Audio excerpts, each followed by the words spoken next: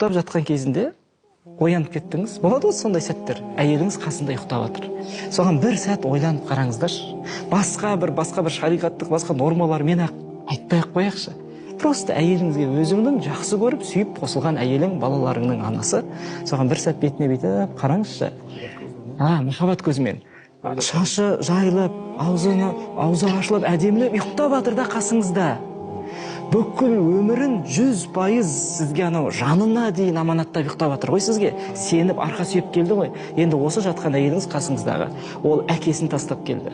Ол ағасын тастап келді. Ол анасын тастап келді. Ол руын, өзінің отбасы, жақындарын тастап келді. Кім үшін?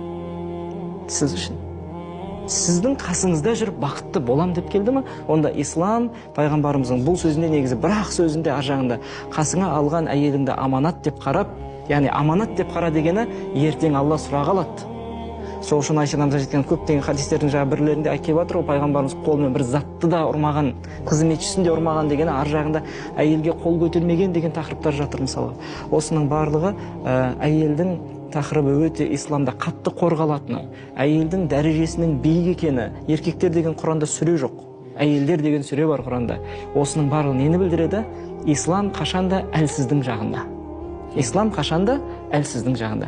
Әлсіз ба, табиғатынан әлсіз ба? Оның кемшілігі емес, оның ерекшелігі, артықшылығы. Сол әлсіз әйел адам, Омар радиаллаху анху айтқандай, бір сахаба келіп, әйелі дауыс көтергесін ренжіп, халифаға айтам деп келеді ғой. Омардың халифа кезінде радиаллаху анху. Сөйтіп есігін ұрып қойса, ар жағында Омардың әйелінің дауысы шығып жатыр екен. Бұл кісінің халифаның үйінде де сол екен ғой деп теріс қарап кетіп бара жатқан кезінде есікті ұрып қойған ғой, уже біліп қояды, ұрғанын естіп қояды, шығып сосын шақырып алған кісіні. Сонда не болды? Айтпайды, болды, жауабын алдым. Жоқ, айт енді, келдің ғой, ұрдың ғой енді есікті, жауабын, сұрағыңды айт деген кезде осы нәрсе үшін келгендігін айтқанда айтады. Ол әйелің деген сенің қасыңда тозағыңмен екі ортада қалқаның ғой дейді. Бірінші, тозағымен екі ортада қалқаның, яғни шахуатыңды басуға халалдап некеден, өз ақ некеңде алдың ғой ол әйелді дейді. Зинаға барсаң, қалқан. Қалқан деген шит. Қорғанысың.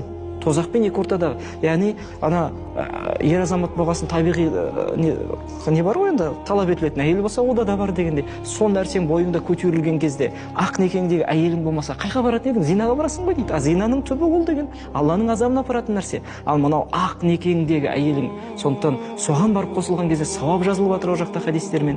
Тозақпен екі ортада қалқаның, және де қараңыз, сенің киіміңді жуып отырушы дейді. Реттеп, тегіннен істеп отырса да. Балаңды дүниеге әкеліп беруші ұрпағыңның жалғасы әйел адам арқылы, ойлаңыз. Сенің ұрпағыңның жалғасы әйел болмаса не болатын еді? Жоқ, бітті, өшті. Себеп қараңыз, әлсіз әйел осының бәрін істеп отыр ғой. Әлсіз, оның болмысы, табиғаты, дене пішімі, әлсіздігі бар шығар бойында, еркек сияқты күш қуаты жоқ шығар, бірақ та ол ең негізгі нәрсе баланы дүниеге әкеліп беріп жатыр, ұрпағың жалғасын. Наныңды көміп беруші дейді. Енді осының бәрін жақсылығын бір сәттік ұрыспен ұмыта саласың ба дейді. Қазақ айтады, күшті бір сөз бар қазақта. Ыдыс-аяқ сылдырламай тұрмайды. Ыдыс-аяқ қай жақта болады? Кухняда ғой, асқан. Кухняда кім жүреді? Еркек жүре ма? Әйел жүреді. Әйелден осындай табиғаттың шығуы заңды деп тұр ғой қазақ. Күшті нормасын қойып пижатын басып тастады. Ыдыс-аяқ сылдырламай тұрмайды. Бұны бүгін басқаша түсініп жүрді. Ыдыс-аяқ сылдырламай тұрмайды, яғни отбасы ұрыспай тұрмайды дегенде. Жоқ.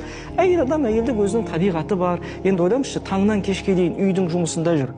Таңнан кешке дейін баланың ана жерде біреу жылап атады, біреу құлап атады, біреу су сұрап атады, біреу тамақ сұрап атыр.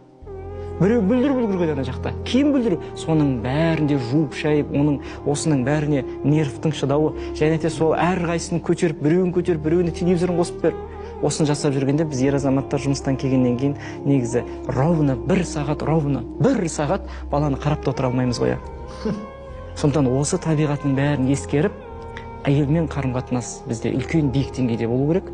Ал ол қандай деңгейде дегенде, жаңа Талақ сүресінде рахымдылық. Бүкіл нәрсесін жаңағындай мейірімділікпен қабылдап отыру. Жаңағындай дауыс көтеріліп жатыр ма? Норма. Әйелден дауыс көтеру норма.